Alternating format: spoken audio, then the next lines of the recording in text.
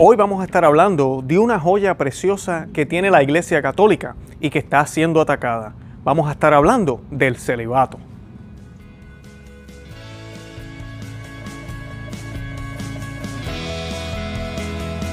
Bienvenidos a Conoce, Ama y Vive tu Fe.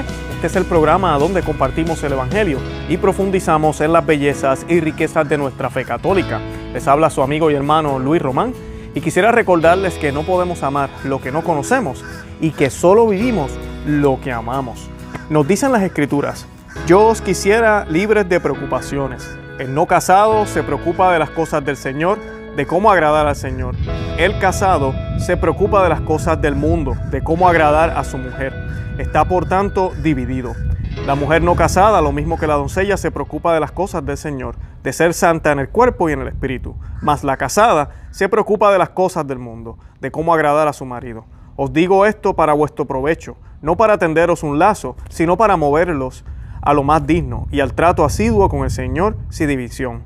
Pero si alguno teme faltar a la conveniencia respecto de su novia por estar en la flor de la edad, conviene actuar en consecuencia. Haga lo que quiera, no peque y cásese. Primera de Corintios 7, 32 al 34. Bienvenidos al episodio número 93 de su programa Conoce, Ama y Vive tu Fe. Y hoy vamos a estar hablando del celibato. ¿Por qué quisimos traer este tema en el día de hoy? Pues como ustedes saben, ya el sínodo panamazónico se terminó. Sínodo panamazónico se terminó. Y tenemos un documento final que no es magisterio, que no es el documento oficial como tal. Todavía el Papa tiene que escribir un documento, si es que él desea, o aprobar que es lo que se va a llamar esa exhortación apostólica, o lo que vayan al documento que vayan a sacar. Así que tenemos que esperar por eso. Pero el documento, de verdad que hay unas cosas alarmantes en este documento final. Y es increíble que desde Roma salga este documento. Y una de las cosas que tiene el documento es que pide porque hayan sacerdotes que sean casados, hombres casados que sean escogidos en las Amazonias. Y hoy lo que vamos a estar haciendo, voy a estar leyendo algunos pasajes de la Biblia. Ya comenzamos el programa con la carta a los Corintios por parte de San Pablo, que es muy clara y específica de cómo el celibato es recomendado para los que se quieran dedicar realmente al servicio de Dios, hombres o mujeres, según San Pablo aquí. Y cabe recordar que esta carta no fue enviada a cualquiera, sino que fue enviado a un pueblo ya cristiano, ¿verdad? A una comunidad cristiana. Y él está hablando a personas como tú y como yo. O sea que esto, que se oye bastante fuerte ya, realmente aplica, yo diría, 10 veces más a personas que quieran ser ya religiosos. O sea que debemos tomarlo de esa manera, porque así es que la iglesia siempre lo ha tomado. Y el celibato, la iglesia sabe que esto es bíblico. Sabemos que Jesucristo, primero que nada, con su ejemplo, nos dio ese ejemplo de celibato, de dedicarse completamente, totalmente a su novia, a la iglesia, a su esposa, disculpen. Y los sacerdotes están llamados a hacer lo mismo. ¿Por qué? Porque ellos hacen o ejercen el sacerdocio de Cristo. Los católicos creemos que solamente hay un sacerdote, sumo eterno sacerdote, que es Jesucristo. Y los sacerdotes operan en ese sacerdocio, los sacerdotes católicos. No es que ellos son sacerdotes por sus propios méritos o que tienen su propio ministerio. Realmente ellos actúan en persona de Cristo. Y tenemos que imitar a Cristo lo más cerca posible, ¿no? Tú y yo, como laicos, estamos llamados a seguir los pasos de Él y a imitarlo en todo lo que podamos, ¿verdad? Pero en el caso de nosotros, ¿verdad? Tenemos familias, la mayoría de nosotros estamos casados, o sea que lo hacemos en nuestra vocación, en donde estamos. Pero la Biblia nos habla, y también los escritos de la iglesia, el magisterio y todo lo que nos ha enseñado por más de 2000 años la Iglesia Católica, que el celibato es un don, es un regalo de Dios. O sea que no todos están llamados para eso. Ahorita yo voy a leer el texto donde Jesús con sus propias palabras dice exactamente esto, que no todos están llamados para ser célibes. Pero los que entiendan qué significa ese lenguaje, pues mira, que entiendan, que lo hagan. Y Jesucristo es muy claro con eso también. Así que eso ahorita lo vamos a tocar. Pero yo quisiera comenzar primero que nada con un documento que el obispo Schneider, Atanasio Schneider, publicó hace unos meses. Esto fue en julio, cuando salió el documento Instrumentus Laboris del Sínodo. Semanas antes, ellos empezaron a sacar documentos, el cardenal Burke, el obispo Schneider, cardenal Müller, también el cardenal Sara se expresó, y otros medios en contra de este documento. Y una de las cosas que estaban bien preocupados todos ellos era con lo del celibato. Y el obispo Schneider en este documento dice, él recomendó que en lugar de abolir el celibato sacerdotal, las iniciativas de oración por el aumento de las vocaciones deberían iniciarse en todo el Amazonas y que se necesitaría un modo de vida ejemplar y sagrado por parte de los misioneros. Uno debe establecer allí un sistema bien organizado con sacerdotes, misioneros, errantes que deben ir a los lugares individuales, aunque solo sea unas pocas veces al año, para celebrar una verdadera fiesta espiritual con buenas confesiones y con misas, que se celebren de una manera digna. Schneider propuso que el Santísimo Sacramento se reservara en parroquias donde no hay sacerdotes y que se instruya a los fieles para que tengan horas regulares de adoración eucarística. También recomendó la práctica de comuniones espirituales en los momentos en que no hay sacerdotes disponibles y señaló que la historia de los católicos japoneses que mantuvieron la fe sin sacerdotes durante 200 años. Esencial es, según el obispo Schneider, la fe, la oración y una vida según los mandamientos de Dios. Esas fueron las propuestas de Schneider antes del sínodo. Sí les puedo decir, ya yo comencé a leer el documento y vamos a hacer un programa del documento final.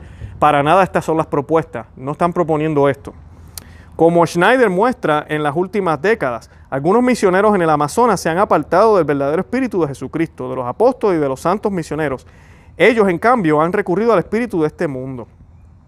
Y muchos, parece claro que el obispo, y el nombre no sé pronunciar, Crowther, que es el que está allá, y muchos de sus compañeros de viajes clericales ahora exigen más bien sacerdotes de caricatura, en forma de trabajadores humanitarios, empleados de ONG, sindicalistas, socialistas y ecoespecialistas. La verdad del asunto, continuó el obispo Schneider, es que aquellos que defienden a un clero amazónico casado con la ayuda de la astucia del lema elegantemente formulado hombres probados o viri probatis, consideran que los pueblos amazónicos son inferiores, porque asumen desde el principio que no tienen la capacidad para dar a la iglesia sacerdotes séviles.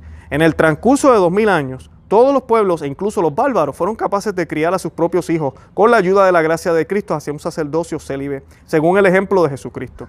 La llamada a los sacerdotes casados para los pueblos amazónicos viene precisamente de los clérigos de ascendencia europea. Contiene en sí mismo un racismo oculto. Para ponerlo en un punto, se podría decir de esta manera: nosotros los europeos, es decir, los hombres blancos, somos capaces de un sacerdocio célibe, pero para ustedes amazónicos esto es demasiado. Esas son palabras del obispo Schneider. Así el prelado rechaza las soluciones mundanas a los problemas en la Amazonia, como el sacerdocio casado. La introducción de un sacerdocio matrimonial en el Amazonas, explicó, no producirá verdaderos apóstoles, sino más bien una nueva categoría de sacerdotes con una especie de dinastía.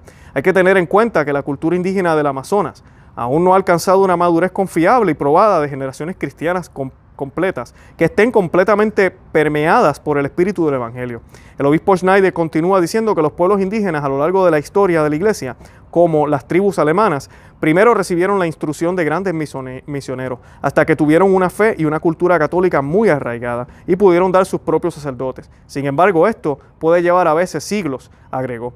A partir de su propia experiencia en Brasil, el obispo Schneider fue a un seminario allí, insiste en que las culturas indígenas también están en verdad sedientas de la fuente de la vida y de la vida divina y eterna.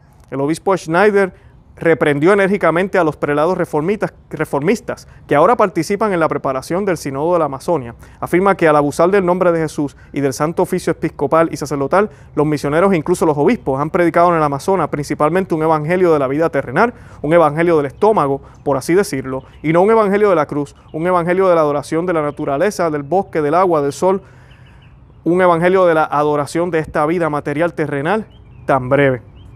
Así que esas son palabras de él y me parecen excelentes, me parecen claras, por eso las quise leer como están, porque creo que son contundentes y claras, no hay ni que explicarlas. Me parece muy interesante apuntar. Esto de la historia del Japón es muy interesante, porque sí, fueron 200 años, esos son 2 siglos, que el Japón, la fe católica, sobrevivió, no se fue y no hubieron sacerdotes, o sea que no hubieron misas, o sea que no hubieron confesiones, pero la fe estuvo ahí, pasó de generación en generación. Y cuentan también que los japoneses, cuando veían que llegaban los protestantes, y ellos llegaban y ellos veían que estaban casados, así le hablaran de Cristo, ellos no aceptaban ese evangelio, porque ellos sabían que el celibato era el signo de la verdadera iglesia. Y no fue hasta que llegaron, para ese tiempo los jesuitas, que sabemos que están medios perdidos, pero para ese tiempo los jesuitas, que entonces ellos dijeron, estos sí son hombres de la verdadera iglesia. En el Catecismo de la Iglesia Católica y también en varios documentos nos habla del celibato. Yo voy a estar leyendo aquí un poco de esto y vamos a hablar también de Benedicto XVI, qué opinaba. Dice, en efecto, los estudiosos indican que los orígenes del celibato sacerdotal se remontan a los tiempos apostólicos. Y eso ya lo hablamos al principio, desde los apóstoles. El padre Ignace de Poterrie escribe lo siguiente: los estudiosos en general están de acuerdo en decir que la obligación del celibato, o al menos de la continencia, se convirtió en ley canónica en el siglo IV. Pero es importante observar que los legisladores del siglo IV y del V afirmaban que esta disposición canónica estaba fundada en una tradición apostólica. La palabra tradición aquí no es costumbre, sino es enseñanza oral, verbal. Y no fue hasta ese siglo que se puso por escrito. Por ejemplo, el Concilio de Cartago en el 390 decía: conviene a los que están al servicio de los ministerios divinos que practiquen la continencia completa, para que lo que enseñaron los apóstoles y ha mantenido la antigüedad misma, lo observemos también nosotros. Ahí afirman que los apóstoles también hicieron lo mismo. Benedicto XVI dijo lo siguiente: el verdadero fundamento del celibato solo puede quedar expresado en la frase: tú eres el lote de mi heredad. Solo puede ser teocéntrico, no puede significar quedar privados de amor. Debe significar dejarse arrastrar por el amor de Dios. Y luego, a través de una relación más íntima con Él, aprender a servir también a los hombres. El celibato debe ser un testimonio de fe. La fe en Dios se hace concreta en esa forma de vida, que solo puede tener sentido a partir de Dios. Fundar la vida en Él, renunciando al matrimonio y a la familia, significa acoger y experimentar a Dios como realidad, para así poderlo llevar a los hombres. Ese fue un discurso que hizo Benedicto XVI en la Navidad del 22 de diciembre del 2006, en la época navideña. El Papa Cirilo, en el 384, dijo en la carta al obispo, a un obispo en Tarragona, dijo: el Señor Jesús quiso que la forma de la castidad de su iglesia, Él quiso la forma de la castidad de su iglesia, de la que Él es esposo, irradiara con esplendor. Todos los sacerdotes estamos obligados por la indisoluble ley de estas sanciones, es decir, que desde el día de nuestra ordenación consagramos nuestros corazones y cuerpos a la sobriedad y castidad para agradar en todo a nuestro Dios en los sacrificios que diariamente le ofrecemos. Y es lo que les decía al comienzo del programa. Los sacerdotes hacen su sacerdocio o ejercen el sacerdocio de Cristo.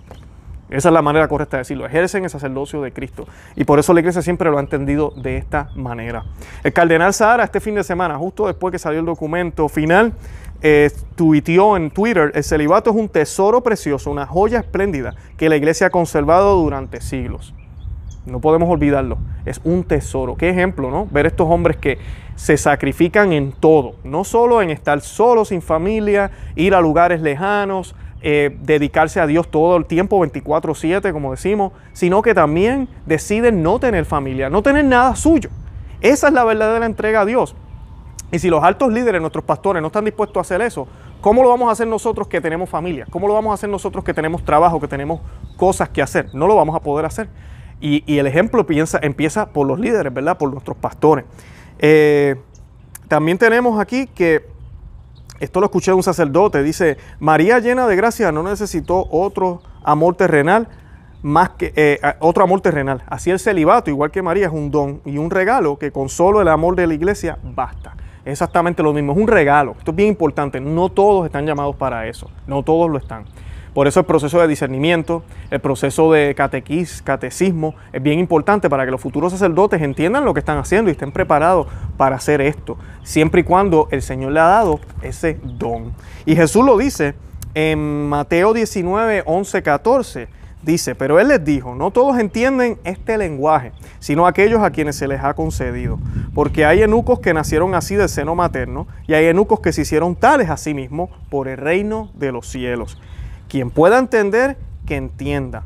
Y luego de eso, ¿verdad? Después que nos dice esto de que hay hombres que nacen así, que nacen para ser eunucos, que nacen para ser célibes, que nacen para no tener que estar con una mujer, que no tienen esa necesidad, que ya nacieron eunucos. No es que los hicieron. Continúa diciendo: entonces les fueron presentados unos niños para que les impusieran las manos y orase, pero los discípulos les reñían o les impedían.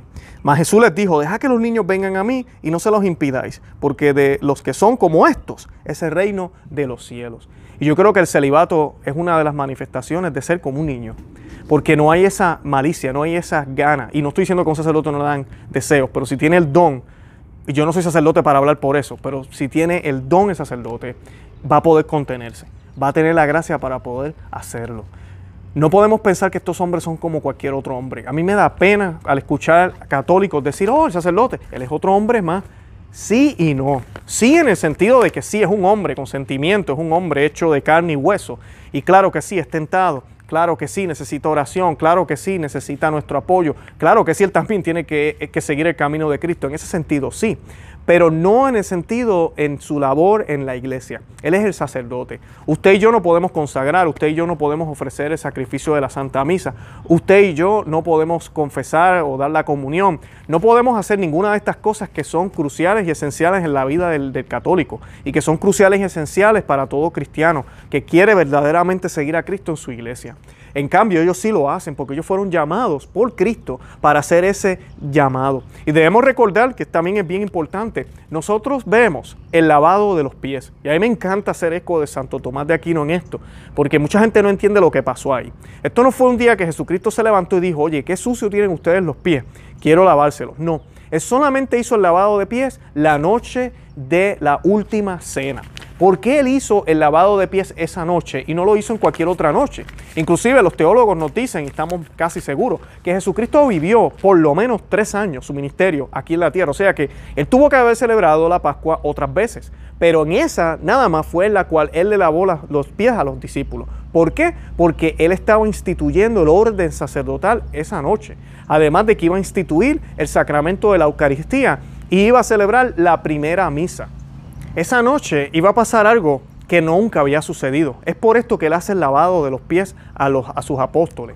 Y en el relato del lavado de pies vemos que cuando Jesús comienza a hacer el lavado de pies y llega donde San Pedro le protesta y le dice, ¿cómo que tú vas a lavarme los pies? A mí tú no me vas a lavar los pies. Y él le dice, si no te lavo, tú no podrás tener parte conmigo. Y esa parte es importante, parte conmigo. Porque ahorita estábamos hablando del sacerdocio del sacerdote, ¿verdad? Que es parte o participa del único sacerdocio que es el de Cristo. Ahí hay un punto.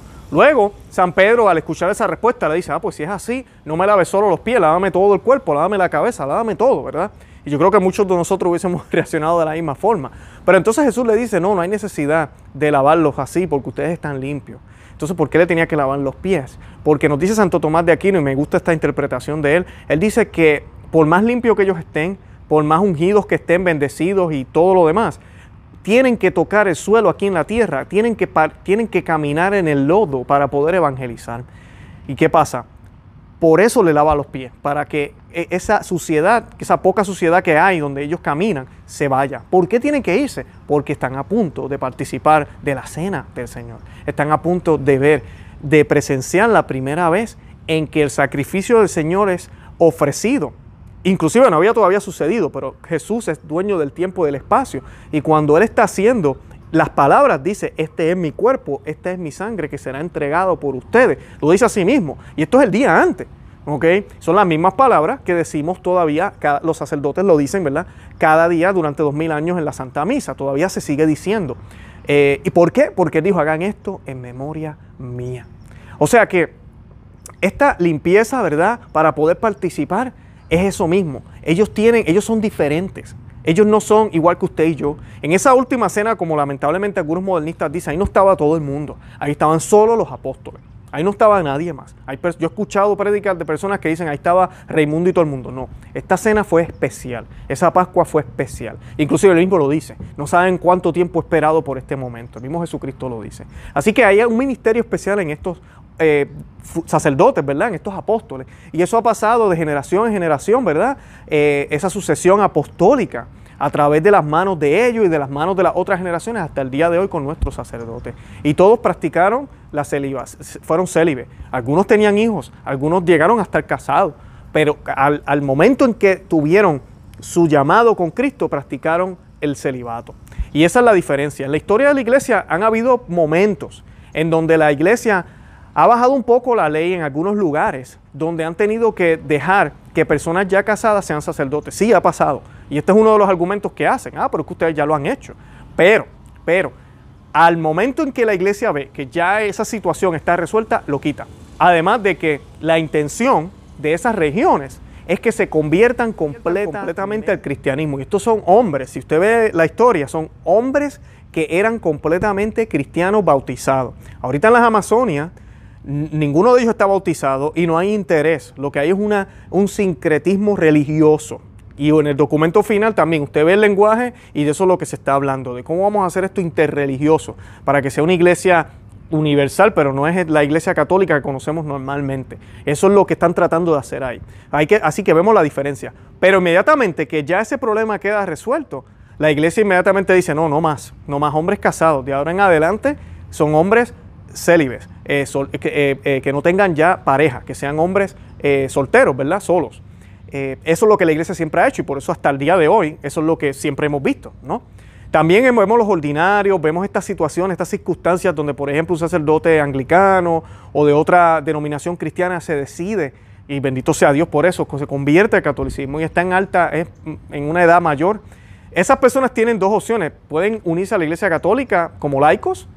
Uno muy famoso aquí es Taylor Marshall, aquí en los Estados Unidos. Él decidió quedarse como laico, él llegó a ser sacerdote, si no me equivoco, anglicano. Y están otros que deciden, ok, no, yo voy a seguir siendo sacerdote porque no puedo hacer nada más.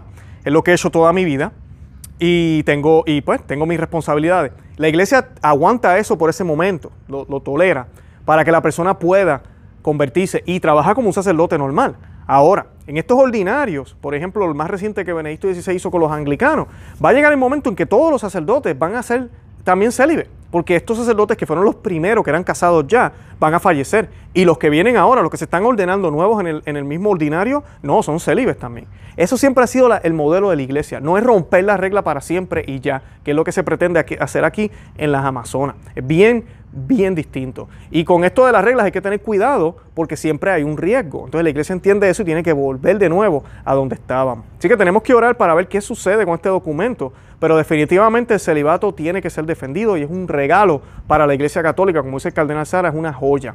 Y es la muestra del verdadero sacrificio de todo, de la entrega completa, total de estos individuos, mujeres o hombres, de estas personas, al Señor. Y nos da el ejemplo a nosotros, los que no tenemos ese don y nos hemos casado, y eso es bueno, no estamos diciendo que es malo. San Pablo lo menciona en el texto, es bueno, cada cual, ¿verdad?, con su regalo, con su don, pero nos muestra a nosotros a qué nivel, si ellos se entregan de esa forma, yo debo entregarme en mi situación completo también, completo a mis hijos, ver al Señor en mi esposa, ver al Señor en el necesitado. El sacerdote ve al Señor en su feligresía.